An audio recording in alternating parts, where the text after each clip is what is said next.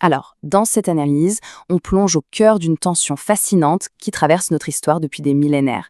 C'est vraiment ce grand choc entre ce qui est temporaire et ce qui est éternel. Ce résumé visuel explore un concept très présent dans les publications d'Apologetics Press.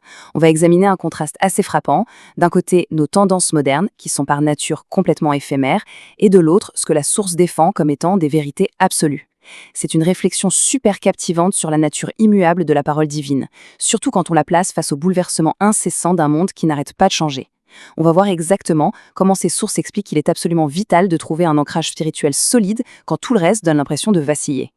Allez, on entre dans le vif du sujet avec notre première partie, la quête de nouveautés ou la course incessante du monde moderne. Ici, on observe vraiment une fracture philosophique majeure au cœur du matériel étudié. D'un côté, on a cette dynamique actuelle de la société telle qu'elle y est décrite. C'est une course effrénée, littéralement. Un monde complètement obsédé par l'inédit, qui cherche toujours la toute dernière tendance, la nouvelle technologie ou l'idée à la mode. Le changement, c'est presque vu comme l'unique constante, et ça crée une sorte de tourbillon perpétuel. Mais de l'autre côté, en opposition totale avec cette agitation, la source met en avant cette notion fascinante de ce qui ne change jamais. Cette juxtaposition montre très bien l'épuisement que provoque cette poursuite du temporaire face à la stabilité profonde qu'offre un ensemble de principes atemporels. L'idée de base, c'est que l'humanité ne trouvera jamais de vrai repos dans l'innovation frénétique, mais plutôt dans la permanence. Ce qui nous amène à la section suivante avec un ton beaucoup plus posé, la parole immuable ou comment revenir à ce qui ne change jamais.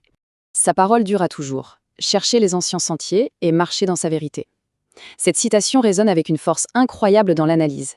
C'est vraiment la solution centrale présentée ici, le grand remède proposé contre l'épuisement moderne dont on vient de parler. C'est un appel très clair à faire un pas de côté. Au lieu de s'essouffler à suivre un rythme sociétal insoutenable, la source suggère qu'il y a un soulagement immense à chercher ces fameux anciens sentiers. L'idée, c'est que la vérité fondamentale n'a absolument pas besoin d'être réinventée à chaque génération. Marcher dans cette vérité, c'est décider de s'appuyer sur une fondation qui est faite pour résister à l'épreuve du temps. D'ailleurs, ce thème de stabilité absolue prend une dimension très concrète dans certaines présentations audio, notamment de Kyle Butt, qui aborde la nature inarrêtable des desseins de Dieu. C'est une image tellement forte. Imaginez un peu une montagne immense avec une tempête dévastatrice qui fait rage tout autour. Les vents tournent, les civilisations montent et s'effondrent, les idéologies changent à travers les siècles, mais la montagne, elle, ne bouge pas d'1 centimètre. C'est exactement comme ça que le dessein divin est décrit.